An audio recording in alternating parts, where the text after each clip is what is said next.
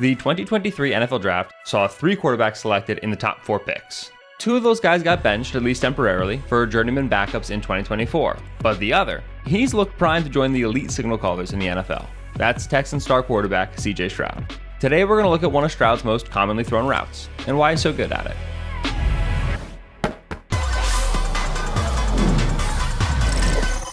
This episode of Stat Stories is presented by EA Sports Madden NFL 25.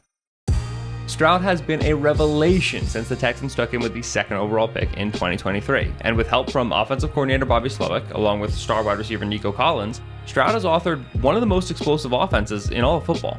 Stroud put up the 3rd most passing yards by a rookie in NFL history last season, and led the league in pass yards per game, largely thanks to his connection with Collins, who totaled close to 600 more receiving yards than his next closest teammate. Much of that damage was done downfield, as Collins racked up big play after big play, and Stroud was precise, never throwing an interception on any of his passes of 15-plus air yards.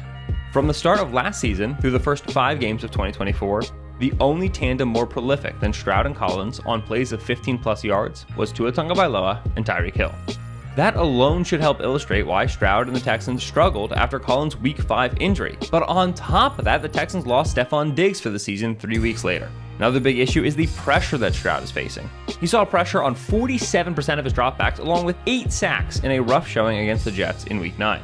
Now that Collins is back after a stint on injured reserve, it's fair to expect Houston's offense to look closer to its best, particularly if they lean on what works for them when CJ Stroud is cooking. If you look at route charting, no quarterback has thrown more post routes than Stroud, but those post routes aren't exactly what you're picturing. When I say posts, here's probably the route you're thinking of. It's the one you drew in the backyard in middle school.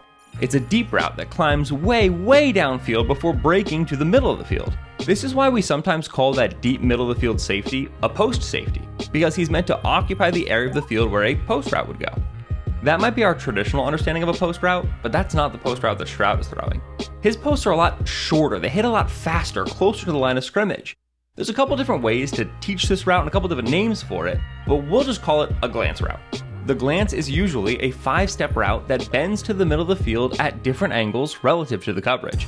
It can cut hard to the middle of the field like a traditional post, or it can stay skinny if that's where the void in the coverage is. That's why the Texans like this route so much with Stroud.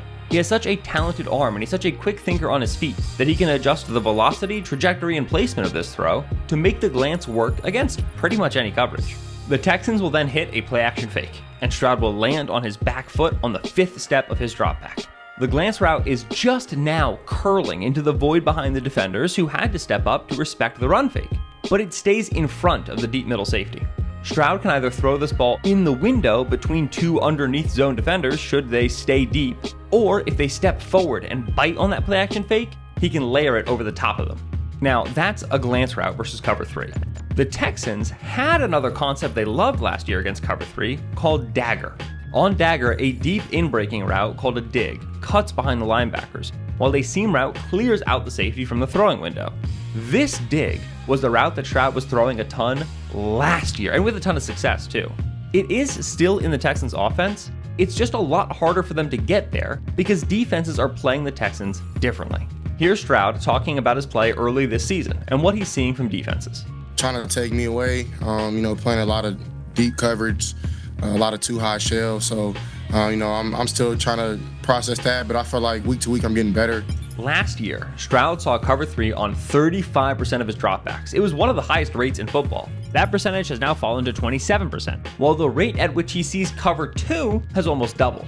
The Texans' increased reliance on the glance route relative to that deep dig is a response to the increase in too high defenses that they're seeing from their opponents. It's just harder to throw the dig against 2 deep safeties. You got Tampa 2 linebackers dropping into the hole, you got quarter safeties driving down on the throw, but the Texans still fundamentally want to move linebackers and maximize Stroud's ability to throw quickly and accurately to the middle of the field. Instead of throwing the dig, they're now doing it with the glance.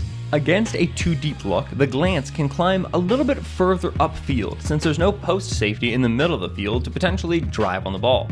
So long as the receiver keeps his body between the ball and a quarter safety, for instance, he can protect the catch point from being played on.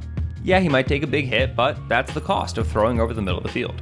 Even when defenses try to disguise their coverages, the Texans still find success because of the adjustments they can make on the fly. If a Texans wideout is running a glance into a safety that's stepping down from depth and robbing the middle of the field, he'll just throttle down in space and let Stroud hit him before the safety arrives.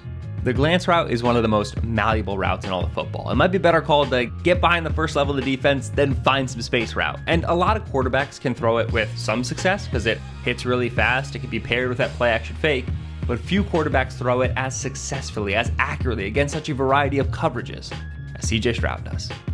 This particularly shows up for the Texans and Stroud on third down, where their average yards to a first down is the second most in the NFL. Can't run a play action fake on third and long, it's not going to work. But Stroud can drop back in the gun and still win. In fact, they've converted on third down at a rate closer to the middle of the league than the bottom, despite how long and how many of third downs they're facing. So the next time you're watching the Texans offense, make sure you're watching for those post routes that aren't really posts, those slants that aren't actually slants. Watch for Stroud zipping a throw between two linebackers or lacing it just before a safety closes downhill. The glance is a cornerstone of the Texans offense, and nobody in the league throws it better than their quarterback, CJ Stroud. This episode of Stat Stories is presented by EA Sports Madden NFL 25. Nothing hits like Madden NFL 25. Play now.